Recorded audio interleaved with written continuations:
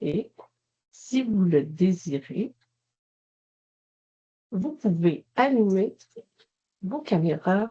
C'est toujours plus sympathique quand on voit quelques visages. On attend encore une minute, Myriam? C'est bon.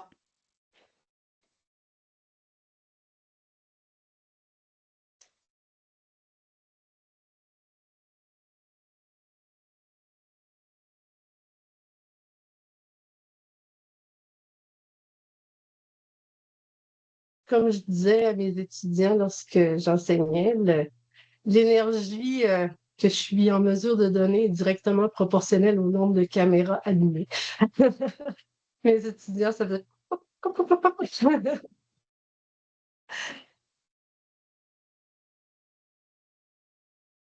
Hmm. Encore une petite minute, puis Myriam, je te laisse prendre la parole.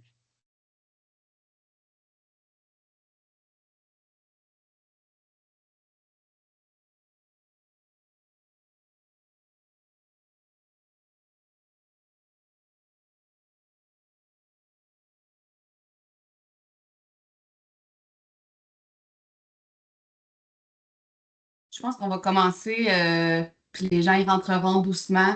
Donc, bienvenue tout le monde au webinaire Conciliation études-travail, vie personnelle. L'acronyme que vous risquez d'entendre aujourd'hui, c'est CET+, pour le plus pour la vie personnelle. On va vous présenter aujourd'hui les faits saillants d'un portrait complet qui a été réalisé. Je vous parle en premier du déroulement de notre rencontre. Donc, brièvement, moi, je vais vous introduire le contexte, pourquoi on a fait ce portrait-là. Et puis, dans le fond, moi, je suis coordonnatrice au chantier des transitions postsecondaires qui inclut la CET+. Par la suite, ma collègue Chantal Pelletier, qui est coordonnatrice transfert et contenu, va vous présenter les faits saillants, les statistiques et tout ça. Par la suite, on va avancer avec des pistes d'action concrètes pour soutenir les jeunes là, dans cette CET+-là, puis on va terminer avec une paire de questions. Donc, au niveau des documents, c'est la diapositive que vous voyez. Le portrait complet va vous être envoyé. Vous allez avoir plusieurs documents. Donc, le portrait complet, il y a environ 40 pages.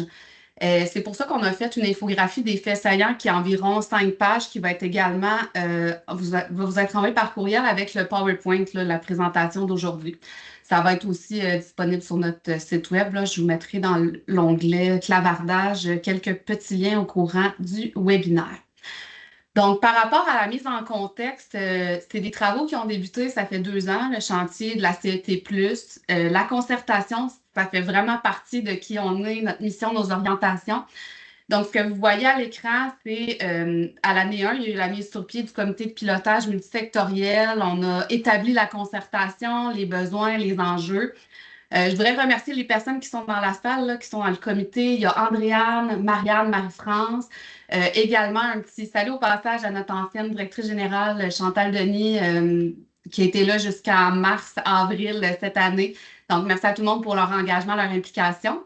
L'année 1, ça a été aussi l'année de la mise sur pied de comité de travail. Il y a eu un comité de travail au niveau des communications, puis des campagnes de communication pour différents publics cibles, mais également celui du portrait, qui est ce qu'on vous présente aujourd'hui. Puis, c'est Marie-France Racine-Gagné qui a présidé le comité de travail. Donc, nos membres, ils peuvent s'impliquer dans présider un comité ou s'impliquer. Donc, je voudrais remercier tout le monde qui s'est impliqué naturellement. C'est une collaboration avec la santé publique de la Montérégie, avec Pôle Réussite Montérégie, puis reconnaître le pôle d'enseignement supérieur. Puis le besoin, dans le fond, il venait parce qu'à l'année 1, on établissait un lien entre la santé mentale puis l'équilibre de vie, la CET+. Donc là, c'est ça qu'on a voulu mettre de l'avant avec ces partenaires-là qui ont été impliqués. Tu sais, on parle de gestion du temps, des horaires, mais aussi de la gestion du stress, de l'anxiété, entre autres pendant la remise des travaux, les examens qui ont un impact sur la santé mentale. Donc, on voulait avoir en premier, comme tu as demandé, un état de situation, un portrait avec des données régionales le plus possible pour par la suite prioriser certaines actions ou comme on va vous montrer à la fin, avoir des pistes d'action plus concrètes. Donc, vraiment, y aller avec l'état de situation. Dans l'année 1, je vais vous dire rapidement, il y a aussi une entente financière avec les Carrefour Jeunesse Emploi de la Montérégie dans le cadre des mesures de rattrapage. Donc, il y a eu des ateliers CET+, qui ont été développés, qui ont été offerts en milieu scolaire communautaire, qui sont encore offerts, en fait. Puis, il y a eu aussi une approche aux employeurs pour aborder la CET. Finalement, pour l'année 2, on a un plan d'action qui va être sur notre site Internet. Donc, c'est pour vous montrer la structure rigoureuse, la concertation qui est autour de tout ça. Mais maintenant, je vais laisser Chantal poursuivre avec la présentation des faits saillants qui est vraiment notre discussion principale de la journée, du matin. Merci, Myriam. D'abord, ben, vous allez voir, il y a beaucoup de choses qu'on a trouvées, puis je vais vous parler un peu de nos sources. On s'est vraiment concentré sur trois principales sources, ainsi que plusieurs bases de données sur la population de 15 ans et plus, notamment le QSJS 2022-2023, qui est les données les plus à jour qu'on a actuellement entre les mains sur la CET. ECOB, en 2019, avait fait une recherche très intéressante sur la facilité à concilier études et travail et on a essayé de mettre en relation ces deux recherches-là, donc le QSJS et ECOB, pour faire ressortir des grands constats. On va regarder aujourd'hui que le fait de travailler en tant que tel, c'est pas quelque chose qui est négatif. Donc, pour un jeune, le fait de travailler, c'est quelque chose qui peut, au contraire, même l'amener à développer son sens de l'autonomie, à prendre des responsabilités et même qu'on va même voir que pour la santé mentale, ça peut être quelque chose de positif, le fait de travailler. C'est pas le fait de travailler en fait qui est problématique et on va voir tout au long de la présentation qu'est-ce qui peut être problématique avec le fait d'occuper un emploi pendant ses études. On a aussi été chercher des données de l'enquête UQTR et Réverbère, réfléchir aux transitions entre les voies de formation sur la perspective des jeunes de la Montérégie. Dans le portrait, il y a des éléments là-dedans où on voit les besoins des jeunes et notamment, il y a des besoins en lien avec la conciliation travail-études. Je vais en parler moins aujourd'hui, mais sachez que tout ça se retrouve dans le portrait. Évidemment, les sources proviennent d'années différentes, les méthodologies sont différentes, il faut en être conscient. Donc, ce n'est pas directement comparable dans certains cas, mais on souhaitait vraiment vous donner l'information la plus concrète possible. Et lorsqu'on a des données montérégiennes, on les donne. Par contre, on n'a pas toujours les données montérégiennes parce que les échantillons ne sont pas toujours suffisamment gros pour donner des résultats qui sont significatifs ou qui sont je dirais, parlant ou véridique. Là. Donc, en fait, dans ce cas-là, on va toujours vous donner les données québécoises pour nous assurer qu'on vous laisse avec quelque chose, qu'on ne vous laisse pas avec rien. Puis je veux vous dire aussi que pour avoir travaillé pendant la dernière année sur ce portrait-là, lorsqu'on n'a pas les données montérégiennes ou que ces données-là sont pas, l'échantillon est trop petit, elles sont souvent très similaires à celles du Québec. Il n'y a pas vraiment de conflit, je dirais, entre les données montérégiennes et celles du Québec lorsqu'on n'a pas les données. Donc, vous pouvez vous fier que les données québécoises sont généralement similaires à celles de la Montérégie. Il y a des exceptions. Dans le portrait, les exceptions sont bien documentées. Aujourd'hui, on va parler de façon plus générale, mais vous allez voir qu'il y a quelques différences entre la Montérégie et le Québec. Et c'est vraiment plus documenté dans le 43 pages qu'on peut malheureusement pas présenter en 1 heure. Donc, je vais aller à l'essentiel aujourd'hui. La première des choses, on s'est intéressé à des groupes d'âge qui vont de 12 à 24 ans. Donc, selon le dernier recensement, en Montérégie, 6,7 % des personnes sont des 12 à 17 ans et 7,3 des 18 à 24 ans. Donc, aujourd'hui, on va vous parler d'une tranche de population qui représente 14 % de la population. C'est quand même beaucoup, mais on doit dire là-dessus qu'on parle des 12 à 24 ans de façon générale, pas nécessairement ceux qui sont aux études, donc dans le recensement, je veux dire. Alors, évidemment, les personnes qui sont aux études sont quand même, ne représentent pas 14 % de la population. On n'a pas la donnée, malheureusement, là, sur juste les personnes aux études. En Montérégie, au secondaire, ce sont 50% des jeunes qui occupent un emploi. Je vais le détailler dans la prochaine diapo. Au cégep, 53%. On n'a pas les données montérégiennes ni pour l'université, donc où on a près de 70% des jeunes en emploi à l'université. Lorsque vous allez voir, lorsqu'il y a des graphiques dans la présentation, s'ils sont encadrés de vert, ce sont des données montérégiennes, et s'ils sont encadrés de bleu, ce sont des données québécoises. Donc, pour vous donner un indice visuel. De secondaire 1 à secondaire 5, et si on compare les garçons et les filles, on voit bien que dans le 50,3% des jeunes qui sont en emploi, la quantité de filles, donc la proportion de filles est plus élevée que celle des garçons et c'est significativement plus élevé. Donc, c'est-à-dire que ce n'est pas dû au hasard. Il y a effectivement plus de filles en proportion en emploi que de garçons.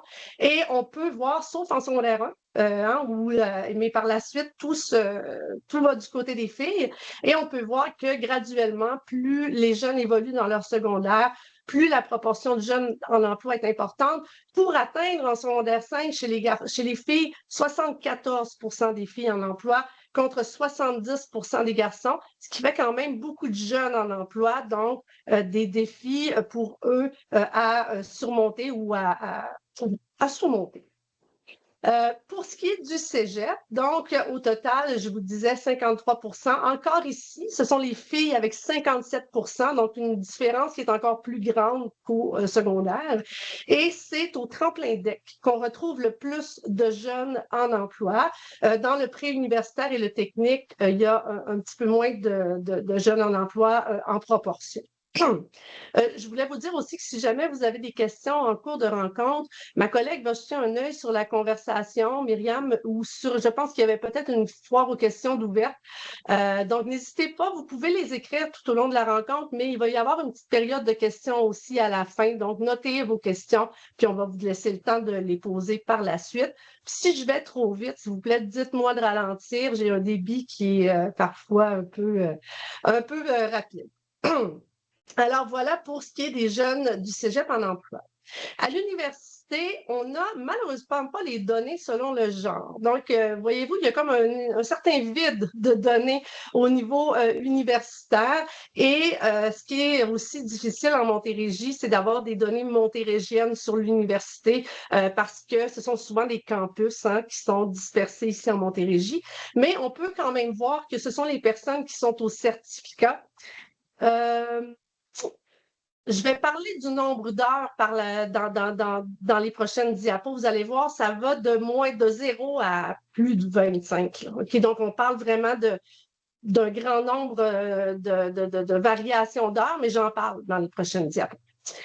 Donc, pour le certificat, on est à près de 80% des jeunes en emploi, mais souvent, ce sont des jeunes, évidemment, qui ne sont pas nécessairement aux études à temps plein dans le certificat, si je ne m'abuse. Donc, c'est peut-être un petit peu plus, je dirais, logique.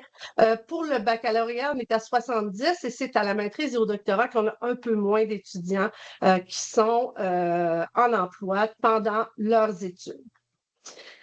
Je vais arriver dans le crunch maintenant. Donc, mais en fait, ce que je vous ai fait quand même un petit résumé des principaux constats, donc, pour que vous puissiez avoir un visuel. Donc, les jeunes dont la proportion en emploi est la plus élevée. Et là, je me suis basée seulement sur les élèves. Oh, j'ai une petite faute ici, les élevés. Les élèves du. Ah non, excuse-moi. Non, excuse-moi. Les jeunes du secondaire, décidément. Proportion plus ou moins élevée de jeunes du secondaire. Ici, ce sont seulement les jeunes du secondaire. On a tiré ça de l'EQSJS. Donc, pour les plus élevés en emploi, selon le genre, ce sont les filles. En termes de situation familiale, on voit qu'il y a effectivement des liens entre plusieurs caractéristiques et le fait d'être en emploi ou non. La situation familiale, c'est les jeunes en garde partagée et en famille recomposée qui sont le plus souvent en proportion en emploi. Pour les filles, ce sont les filles dont les deux parents sont en emploi qui travaillent en proportion le plus, tandis que chez les garçons, on a aussi ceux dont les deux parents sont en emploi, mais également ceux dont aucun parent n'est en emploi. Donc ça ici, une différence entre les garçons et les filles. Pour le le plus haut diplôme des parents, chez les filles, ça ne fait pas de différence. Mais chez les garçons, ce sont ceux dont le plus haut diplôme des parents est le diplôme d'études secondaires qui sont en proportion plus nombreux en emploi. Quant à la situation financière familiale, on parle ici de ce que les jeunes perçoivent de la situation familiale financière. Donc, les filles qui travaillent sont celles qui se sentent plus ou moins à l'aise que la moyenne, tandis que chez les garçons, ce sont ceux qui se sentent plus à l'aise que la moyenne qui travaillent en proportion le plus. C'est un peu, moi, en tout cas, ça m'a surpris comme donnée parce que j'aurais pensé que ce sont les jeunes qui se sentent moins à l'aise que la moyenne qui allaient être plus représentés en emploi, mais ce n'est pas le cas ici en Montérégie. Alors donc, en emploi, qui sont un peu moins élevés en emploi, c'est-à-dire en proportion, il y en a moins qui travaillent, on a donc les garçons, famille biparentale, famille monoparentale. Chez les filles, donc 0 ou 1 parent en emploi, tandis que chez les garçons, c'est 1 parent en emploi. Pour les plus hauts diplômes des parents, encore une fois, ici, c'est chez les garçons, inférieur au diplôme d'études secondaires ou encore diplôme collégial ou universitaire. Et pour la situation financière familiale, on voit que les jeunes qui se sentent aussi à l'aise que la moyenne sont moins représentés en emploi. Sauf chez les garçons où on a aussi ceux qui se sentent moins à l'aise que la moyenne sont moins représentés en emploi. Donc, on a ici quelque chose qui est un peu contre-intuitif à se rappeler. Hein, il faut s'en rappeler qu'on a quand même beaucoup de jeunes en emploi, même s'ils sont plus à l'aise ou ils se sentent plus à l'aise que la moyenne. C'est clair pour tout le monde, ça? Vous pouvez juste me faire un petit oui de la tête, là, ce que je vois là. Parfait. Merci. OK, donc, degré de conciliation, études, travail et vie personnelle. Je vous ai dit, il y a plus de filles en proportion en emploi que de garçons.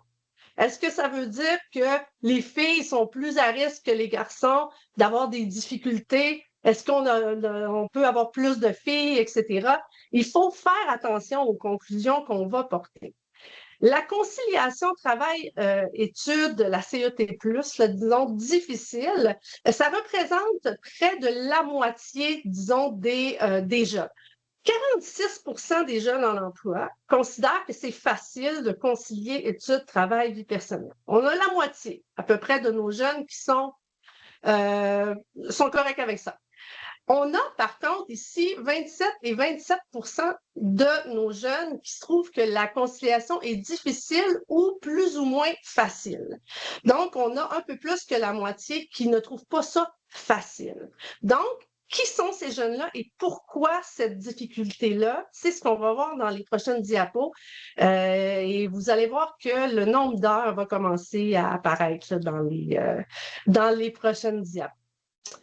La facilité à concilier études, travail et vie personnelle diminue donc au fur et à mesure que le nombre hebdomadaire d'heures de travail augmente. Et c'est logique, effectivement, mais vous allez voir qu'il y a des seuils critiques dont on doit tenir compte. Voyez-vous ici, donc ici, ça c'est tout niveau confondu. Alors, je parle ici du secondaire jusqu'à l'université. On va décliner par niveau tout à l'heure. Donc, tout niveau confondu, on voit très bien que les jeunes qui travaillent moins de 5 heures, 80 trouvent que c'est facile contre 7 difficile. Et on tombe ici à 25 heures ou plus, 28 des jeunes qui trouvent ça facile contre 45 qui trouvent ça difficile. 45 des jeunes qui travaillent, qui trouvent ça difficile, ça, c'est 45 de 50 Vous vous rappelez, au début, on a 50 de nos jeunes qui travaillent. Donc, on a à peu près 25 de nos jeunes qui trouvent ça dur là, à l'école en ce moment parce qu'ils ont une charge de travail importante. Ça, c'est ceux qui travaillent 25 heures ou plus. Mais on a ici de 20 à 24 heures, hein, on est à 35 et de 15 à 19 heures, on est à 28 ici. Alors, ça commence à faire pas mal de monde qui ont de la difficulté à concilier tout ça. Allons-y maintenant par niveau, justement. Puis là, je m'excuse à l'avance. Le graphique est un petit peu crunch, mais bon, je vais essayer de vous l'expliquer quand même de façon à ce que ça soit clair. Ici, on a donc par niveau, OK, donc j'ai du secondaire ici en bleu foncé jusqu'à l'université qui est en rose pétant. Et on a des données ici manquantes. Donc, ce sont des données qui n'étaient pas disponibles. C'est pour ça ici qu'on a des blancs. Mais vous le voyez quand même assez, on voit quand même qu'il y a des constats assez importants à faire en regardant ce tableau-là. D'abord, au secondaire, donc secteur jeune ici pour le secondaire, plus le nombre d'heures de travail augmente, plus la CET devient difficile. Et au secondaire, on atteint un seuil critique à partir de 15 heures. Donc, c'est à partir de 15 heures par semaine que les jeunes du secondaire rushent, trouvent ça difficile. Puis, ça reste à peu près la même difficulté, je dirais, plus le nombre d'heures augmente. Donc, on est à 15 heures semaine pour les jeunes du secondaire. Pour la FP, donc formation professionnelle et la formation générale des adultes, c'est à partir de 20 heures de travail par semaine qu'on commence à voir ou à observer une hausse.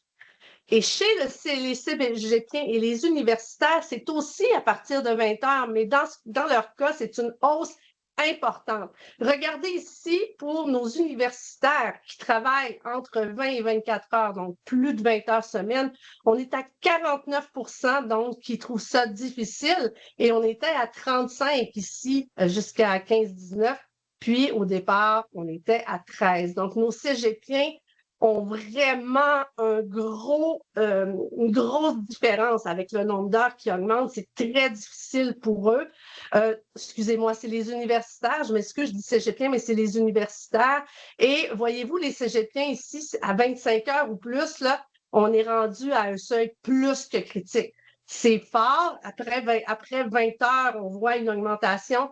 Et après 25 heures, c'est vraiment trop important pour eux pour soutenir ce rythme-là. Donc, on peut quand même donner la règle d'or que cégep université, à partir de 20 heures, ça devient trop. FP, FGA, à partir de 20 heures et au secondaire, à partir de 15 heures. OK? Donc, ça, rappelez-vous ces chiffres-là et observez autour de vous, lorsque vous discutez avec les jeunes, combien d'heures par semaine ils travaillent. Si vous êtes des employeurs ou si vous avez des contacts avec des employeurs et que vous pouvez leur parler de ces seuils critiques-là, ça peut devenir très intéressant de propager cette information-là. La charge totale. Ça ici, c'est un peu un chiffre qui m'a fait sursauter. La charge totale, c'est les cours, donc les heures de cours, les travaux qui ont à faire à la maison, l'étude et l'emploi. 77 de nos jeunes ont une charge qui dépasse 40 heures par semaine. C'est plus que nous, parfois. Hein? Et 24 de nos jeunes aux études qui travaillent ont une charge de plus de 55 heures par semaine. Et ces 24 %-là sont représentés en très grande partie chez nos élèves de l'AFP, chez les jeunes parents, chez les étudiants de l'université et du cégep. Ce sont les clientèles qui sont le plus représentées dans le 55 heures et plus. Il faut vraiment garder ça en tête. De façon générale, dans le document et le portrait complet, vous allez remarquer que les élèves de la formation professionnelle ont des grands défis liés aux emplois et aux études. Ils ressortent souvent dans les constats et je pense qu'il faut vraiment continuer à s'intéresser à cette clientèle-là. Les jeunes parents, c'est sûr que c'est pas une proportion énorme de nos jeunes. On peut parler de 2 à 3 % des jeunes aux études qui sont également parents. Sauf que ces jeunes-là ont des défis considérables. Alors, dès que vous constatez qu'un jeune que vous côtoyez est également parent, ça devrait tout de suite, évidemment, sonner un signal de bien regarder ce jeune-là et de bien l'accompagner, surtout si ce jeune-là travaille. Un petit résumé encore ici. Les jeunes pour qui la CET est plus facile, les garçons. les garçons, puis tout ça, là, c'est documenté, vous allez voir dans le portrait.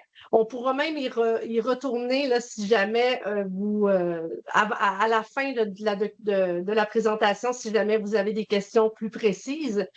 Les garçons, de façon générale, sont un peu c'est facile. C'est bien facile. De façon générale, ils sont plus c'est plus facile pour eux que pour les filles. Au secondaire, secteur jeune, les jeunes qui travaillent moins de 15 heures par semaine, ça va bien. En FP et FGA, c'est personnes qui travaillent moins de 20 heures par semaine, de même qu'au cégep et l'université, c'est plus facile. Et à tous les niveaux, les jeunes qui n'ont pas d'enfants et qui travaillent pour des raisons relevant de choix personnels. Bien important. J'ai pas mis le graphique ici. On pourra aller le voir si jamais ça vous intéresse à la fin de la présentation et s'il nous reste du temps. Mais les jeunes ont des raisons de travailler. Ils ont des raisons qui relèvent de choix personnels, mais ils ont des raisons aussi qui relèvent de choix des besoins financiers immédiats. Les besoins financiers étant payer ses études, payer son logement, payer son auto. Donc, il y a des choses comme ça, ils ne peuvent pas passer à côté, ils doivent le faire. Alors, il y a des jeunes avec ou sans enfants qui ont ces besoins financiers immédiats. Alors, dans tous les cas, les jeunes qui ont des besoins financiers immédiats, qu'ils aient ou non des enfants, pour eux, c'est plus difficile la conciliation études-travail. Évidemment, les jeunes qui ont des enfants, que ce soit pour des raisons personnelles ou des besoins financiers immédiats, les jeunes qui ont des enfants et qui travaillent, c'est plus difficile pour eux. Et je vous dis, lorsqu'on regarde les graphiques des choix personnels versus besoins financiers immédiats, c'est vraiment très clair que les personnes qui ont des enfants sont vraiment surreprésentées dans les graphiques concernant les besoins financiers immédiats. Et c'est difficile pour eux. C'est vraiment plus difficile pour eux.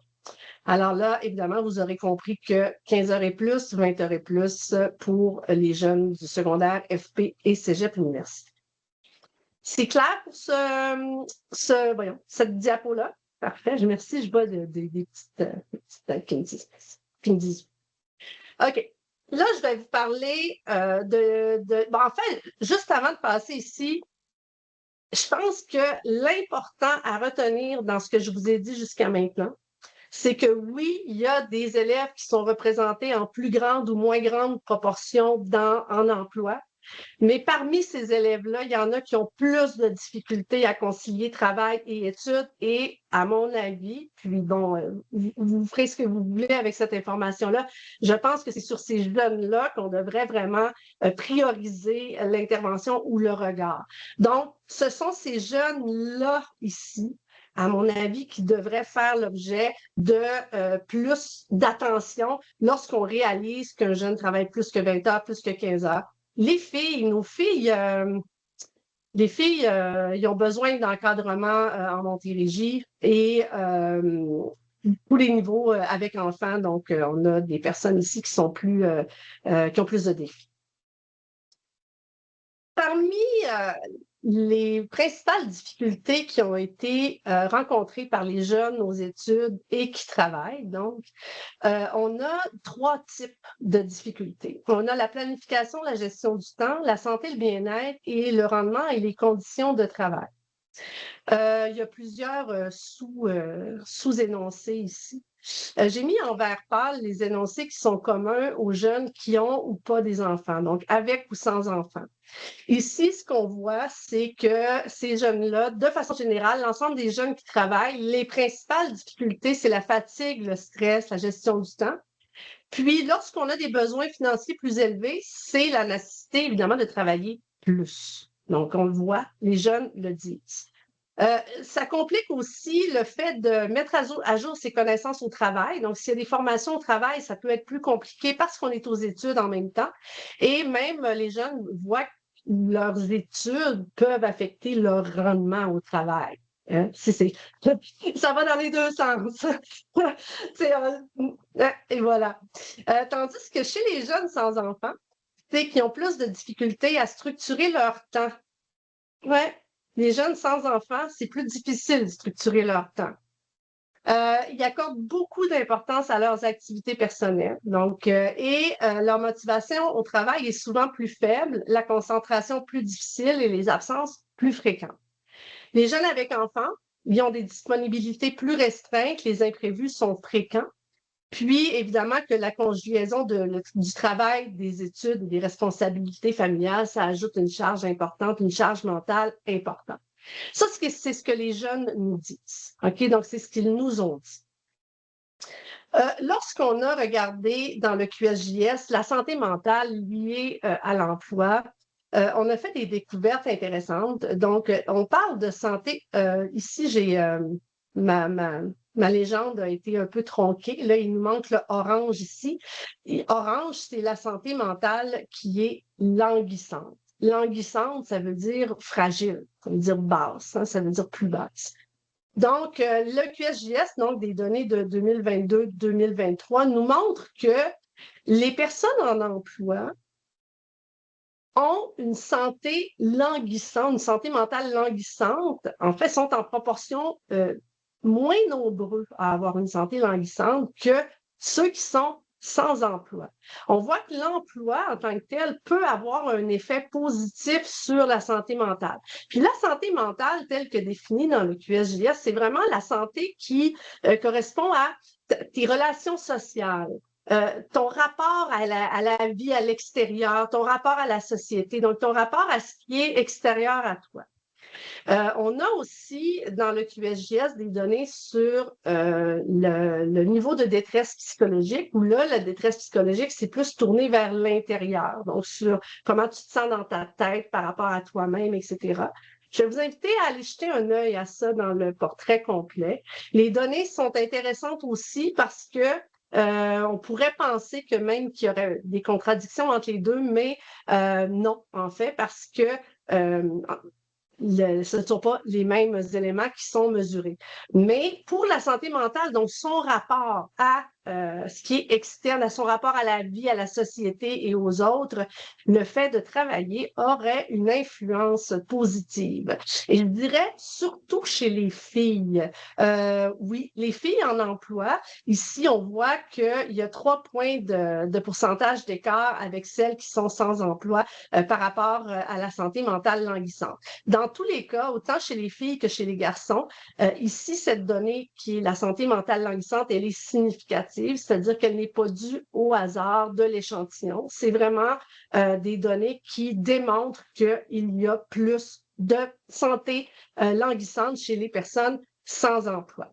On voit aussi, donc, lorsqu'il y a des petites lettres ici, là, ça veut dire que ces données-là sont significatives, donc qu'elles sont vraiment différentes, donc réellement différentes. On voit aussi que la santé florissante chez les filles est réellement plus grande chez celles qui sont en emploi par rapport à celles qui sont sans emploi. Alors, l'emploi en tant que tel n'est pas une mauvaise chose. Et là, si j'étais encore une enseignante, je dirais, à partir de combien d'heures un emploi peut-il devenir néfaste pour un jeune? Eh bien, c'est le 15 heures du secondaire et le 20 heures pour tous les autres. On voit ici la santé mentale selon le nombre d'heures. On a les données selon le nombre d'heures et on le voit très bien. À 16 heures ou plus, on est à 13,6 de santé languissante contre 9,2 à moins de 11 heures semaine. Et chez les filles, c'est vraiment une énorme différence. Et là, il faut surveiller nos filles parce que non seulement elles sont plus représentées en emploi, mais on sait aussi que nos filles, c'est plus difficile pour elles, la conciliation études-travail. Et elles, là, je vous dis qu'en plus de ça, à partir de 16 heures, leur santé mentale languissante est encore plus élevée. Donc, c'est important, là, le seuil de 15 heures ici fait une grosse différence, pas seulement pour la difficulté de la conciliation du travail, mais aussi sur la santé mentale. Chez les garçons, c'est moins significatif. Comme je vous dis, nos garçons sont plus... Oh, ça va, les garçons. Mais chez les filles, il y a vraiment ici une problématique liée au nombre d'heures. Donc, on va y aller pour le risque de décrochage. J'ai mis un petit énoncé ici, mais je dirais qu'au Québec, 41% des jeunes qui ont une santé mentale languissante, donc dans l'orange, et qui travaillent 11 heures ou plus par semaine, présentent un risque élevé de décrochage. Je vous envoie dans la prochaine diapo où on va parler de ce risque de décrochage-là. Le risque de décrochage en Montérégie. Là, on est dans les données montérégiennes, hein, vous le voyez. En Montérégie, on a un risque de décrochage qui est plus élevé chez les jeunes en emploi par rapport à ceux sans emploi. Là, vous le voyez, il n'y a pas de petites lettres. Ça veut dire qu'au total, cette différence-là ici, étant donné la grosseur de l'échantillon, on ne pourrait pas affirmer qu'il y a effectivement une différence. On pourrait dire que emploi, sans emploi, le risque de décrochage en Montérégie est probablement le même. OK? Ce serait dû à des hasards de l'échantillon. Cependant, chez les garçons, voyez-vous ici, cette donnée-là, elle est réellement significative.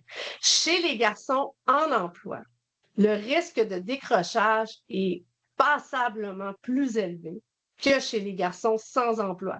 Nonobstant le fait que leur santé mentale soit bien correcte, il y a quand même, je dis bien correct, là, vous comprenez que j'ai exagéré un peu ici, là, il y a des nuances à apporter. Là, je ne voudrais pas que vous pensiez que je pense que nos gars, ils n'ont pas de problème, mais c'était une petite exagération. Mais ici, chez les garçons, nos garçons qui travaillent ont effectivement un risque de décrochage beaucoup plus élevé que nos garçons qui ne travaillent pas. Chez les filles, encore une fois ici, la différence n'étant pas significative, on peut penser que les proportions sont relativement similaires. Là, j'ai des petits problèmes de superposition ici, mais on va se comprendre quand même. On va regarder par rapport au nombre d'heures par semaine total, les garçons et les filles. Donc, pour les jeunes qui travaillent 16 heures ou plus, on parle ici de risque de décrochage élevé. Donc, il y a 31,3% de nos jeunes qui travaillent 16 heures ou plus qui ont un risque de décrochage élevé. Le tiers de nos jeunes qui travaillent 16 heures ou plus, et là, je parle des jeunes du secondaire, OK? Parce qu'on est dans le QSJS ici et ce sont nos jeunes du secondaire. C'est très clair dans l'infographie et dans le portrait. Donc, chez nos jeunes du secondaire, on est le tiers. Et quand on regarde les garçons, c'est plus que le tiers. Ici, on est à 36% de nos garçons qui travaillent plus de 16 heures ou 16 heures ou plus, qui ont un risque de décrochage élevé contre 26% de nos filles. De façon générale, nos filles montérégiennes ont un risque de décrochage élevé beaucoup moindre en proportion que celui des garçons. Donc, les garçons ont un risque de décrochage élevé plus élevé, donc que les filles, donc en proportion. Mais on voit ici que ceux qui travaillent 16 heures ou plus, c'est critique. Voilà, je pense que je l'ai dit ici. J'arriverai, Myriam, à te passer la parole. On va avoir du temps pour la discussion par la suite. Myriam, je te laisse jaser un petit peu de tout ça. Les pistes d'action. Merci, Chantal. Fait que moi, je vais poursuivre avec les pistes d'action. Qu'est-ce qu'on fait avec tout ça? Simplement pour camper d'où ça vient encore, on parlait de nos sources, c'est tiré de Réseau Réussite Montréal, qui est notre vis-à-vis à Montréal. C'est une autre instance régionale de concertation qui ont développé un modèle conceptuel et il y avait des pistes d'action. C'est également tiré d'un projet de recherche qu'on a fait en Montérégie en 2024. Vous allez en trouver naturellement beaucoup plus dans le portrait, mais là, pour les besoins de la cause, on va parler plus de cette piste d'action. Puis moi, je vais essayer de vous le rendre ça le plus concret possible avec quelques outils ou des liens avec nos partenaires. Fait qu'en premier, sensibiliser les jeunes et leurs parents par rapport au nombre d'heures que Chantal mentionnait pendant les périodes scolaires, la remise des travaux et tout. Là, on pourrait parler, par exemple, une action concrète de développer des ateliers pour les parents. À cet effet-là, la santé publique en Montérégie a un site web qui s'appelle En mode ado. Pour ceux qui ne sont pas au courant, il y a un onglet qui est expérience de travail. Je voulais vous le partager parce que ça pourrait être utile. Il y a certaines ressources qui sont vraiment pour les parents de jeunes avec des ados. Puis il y a aussi des pratiques recommandées. Fait que bref, ça pourrait être un exemple à appliquer. Après, on parle plus là, d'outiller, donc pas juste sensibiliser, mais aussi outiller les familles, les milieux d'enseignement par rapport à la gestion du temps, la gestion du stress pour les jeunes. Naturellement, à ce niveau-là, je vous parlerai de partager le portrait CET. Chantal a parlé justement de prioriser certaines interventions en fonction d'une clientèle cible. Donc, tu sais, ça peut être super intéressant pour repérer des signaux de fatigue, de désengagement avant qu'on se rende au décrochage. Fait que ça pourrait être intéressant. Sinon, il y a des outils de gestion de temps, de démontrer aux jeunes s'ils ont un bon équilibre de vie qui soutient leur CET+. Il y a deux outils d'une autre IRC encore, mais qui est partagé partout au Québec, qui s'appelle, le premier, c'est Je concilie. C'est un questionnaire en ligne qui permet d'établir un portrait de la conciliation études-travail d'un jeune. Puis on parle plus que c'est un moyen concret pour ouvrir le dialogue. Puis ça donne aussi des conseils plus personnalisés selon leur état de CET. Puis encore là, quand on va être rendu aux questions-réponses, je vais les mettre dans le chat. Je pense même que c'est ça. C'est en train d'être partagé, fait que c'était encore mieux. Le deuxième outil que je voulais vous partager à cet effet-là, c'est un outil de gestion du temps qui est plus une roulette de temps. C'est que dans le fond, ça montre que peu importe qui, dans la vie, on a 168 heures de temps dans une semaine pour tout le monde. Fait que pour voir, tu sais, si c'est équilibré, comment se passe la gestion de temps, chaque jeune doit remplir des petites sections pour voir, ben, tu sais, est-ce que j'ai assez de sommeil, j'ai du temps pour mes amis, pour du loisir, oui, les études, le travail.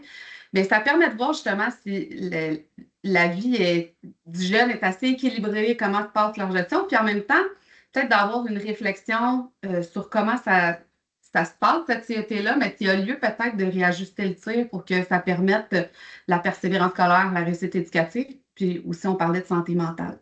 Fait que ça, je voulais vous le partager. Après, la troisième piste d'action qu'on a identifiée pour vous, c'est encourager l'instauration de pratiques d'alternance travail-études, puis de stages rémunérés. Donc, un petit exemple concret, ça pourrait être de développer des partenariats école-entreprise pour avoir des stages rémunérés. Donc, étant donné que les jeunes seraient rémunérés, bien, ils ont plus de temps pour leur vie personnelle ou pour leurs études. Quatrième piste, intégrer les ateliers CET+, en milieu scolaire, en enseignement supérieur, puis je rajouterais même dans la communauté, là, envers d'autres organismes communautaires. Ça, j'en ai parlé au début du webinaire. Donc, c'est les ateliers CET+, qui ont été développés, qui est une excellente piste d'action parce que c'est déjà en place ces ateliers-là. Donc, c'est de les diffuser largement ou de contacter, par exemple, comme on dit en Montérégie, les CGA qui l'ont développé. Donc, de contacter votre CGA, de voir s'il y a quelque chose qui peut être fait ou un autre organisme communautaire aussi. Là, on ne peut pas juste camper les CGA, mais à cet effet-là, on a eu cette collaboration-là. Cinquième piste d'action, avoir des horaires adaptés, flexibles, encourager les employeurs à établir ces horaires-là. Exemple concret, ben, pendant les périodes d'examen, de remise des travaux, ben, de consulter les employés avant d'établir l'horaire, ça peut être comme une bonne pratique.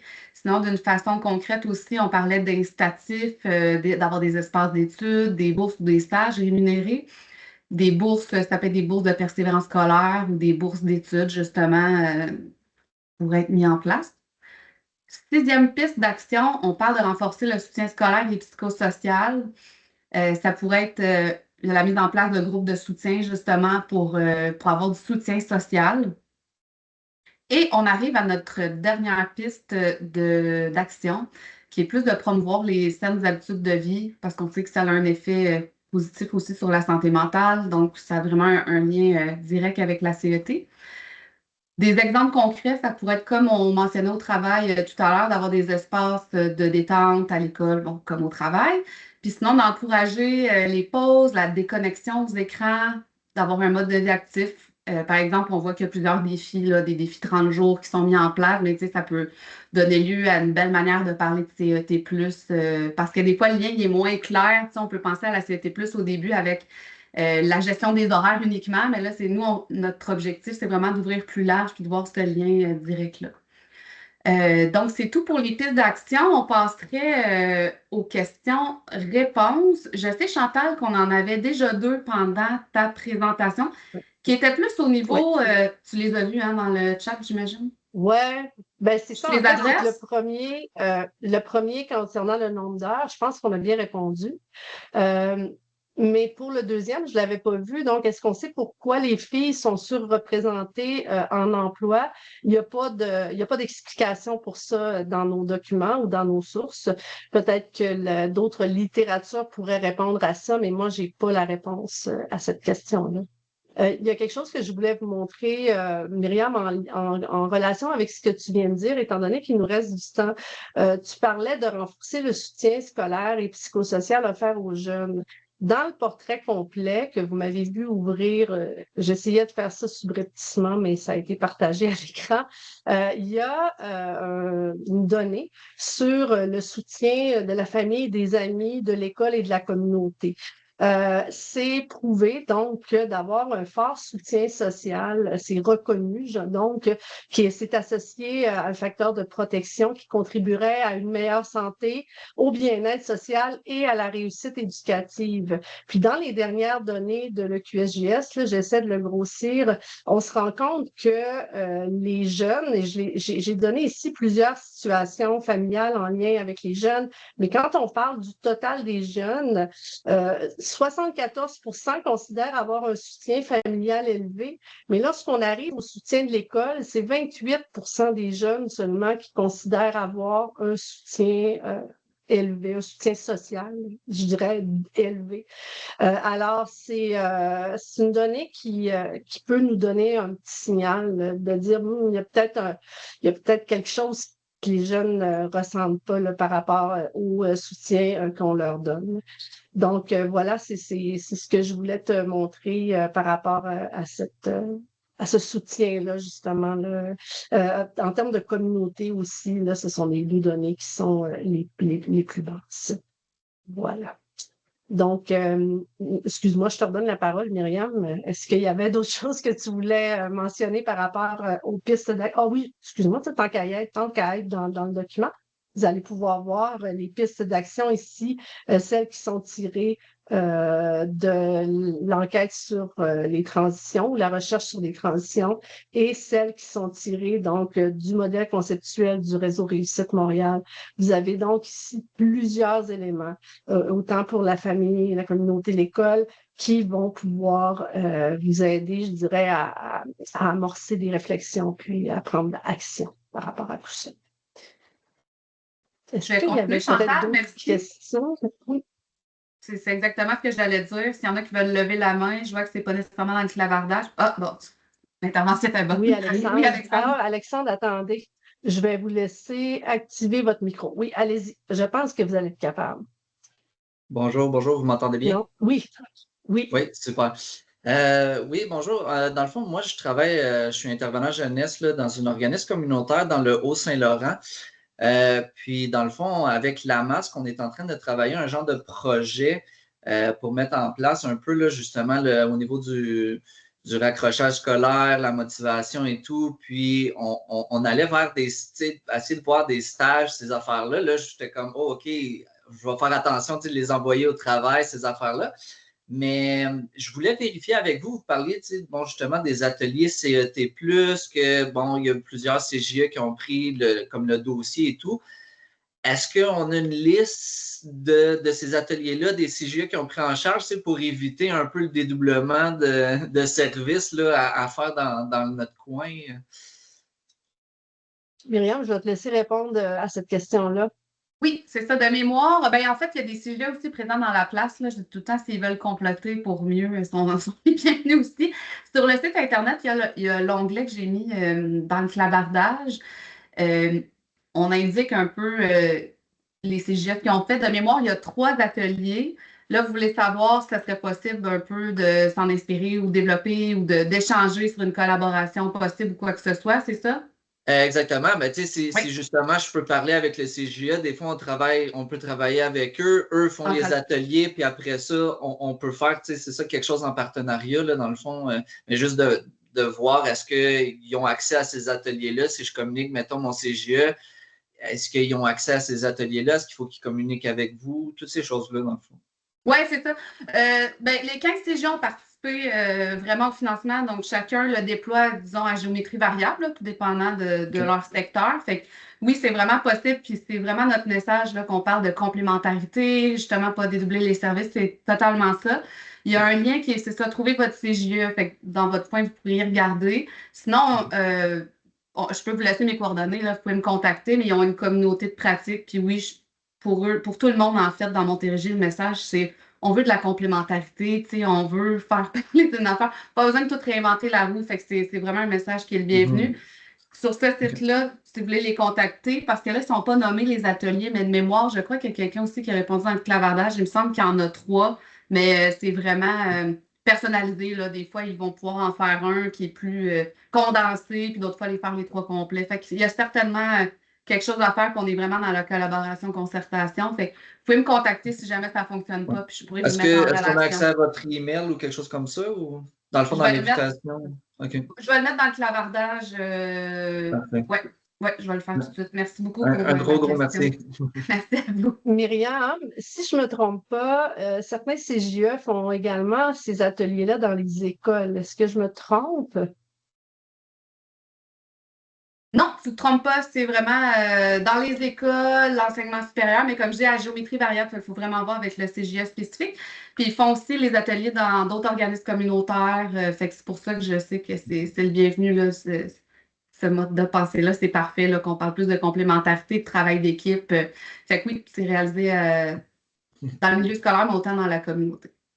Merci. Merci. Merci. Merci pour la question, Alexandre, puis pour le réflexe de ne pas vouloir dédoubler. Je pense que c'est au cœur de la mission de Pôle Réussite Montérégie, justement, cette concertation-là. Puis, c'est le fun de voir ce désir-là, de ne pas refaire ce que les autres ont déjà fait. Merci pour la question. Est-ce qu'il y a d'autres personnes? Je vois Marie-France qui vient d'apparaître dans mon écran. Je ne t'avais pas vu avant. Bonjour Marie-France. Est-ce qu'il y a d'autres questions, commentaires, désir de dire quelque chose par rapport à tout ça? Hey, on finit un peu plus tôt aujourd'hui. Décidément. Écoutez, on va vous laisser partir. Ah, j'ai un blanc. Est-ce qu'on va avoir accès aux documents? Oui, Véronique. Donc, tout ça va vous être envoyé. Moi, je vais prendre la liste de tous les participants, incluant toutes les personnes inscrites, en fait, et je vais vous envoyer tous les documents, incluant le PowerPoint. Sachez aussi que l'enregistrement va être disponible soit en fin d'après-midi aujourd'hui ou encore demain matin, parce que notre personne des communications est dans un kiosque à Go, on lit aujourd'hui. Je vous rappelle qu'il y a à Go, on lit en ce moment. Puis, donc, on fait une petite plug pour les communications en même temps. Puis, j'en profite, là, il me reste 2 minutes. Je veux vous parler aussi que bientôt, vous allez entendre parler de notre application Parcours, donc, qui est une application qui va permettre aux jeunes de naviguer à travers les parcours scolaires pour mieux comprendre comment ils peuvent poursuivre leur chemin. Donc, j'en profite pour faire cette petite publicité-là pour notre application Parcours qui devrait être lancée au début de 2026. Restez à l'affût, on va vous donner plus de détails dans les prochaines semaines, les prochains mois. Là, on travaille fort là-dessus, puis on est bien excités de tout ça. On se laisse là-dessus, Myriam, Marie-France et les autres que je ne vois pas dans mon écran. Merci beaucoup d'avoir été là. Merci à tout le monde. Merci, Myriam. Et on se revoit dans 1 mois pour un autre webinaire statistique sur la santé et le bien-être lié au risque de décrochage, donc la santé chez les jeunes et le risque de décrochage. Encore un autre beau projet en collaboration avec la santé publique. Là. Donc, c'est des belles données qu'on va vous présenter à ce moment-là. Je vous remercie beaucoup. Je vous souhaite une belle fin de journée. Bye, Au revoir. bye.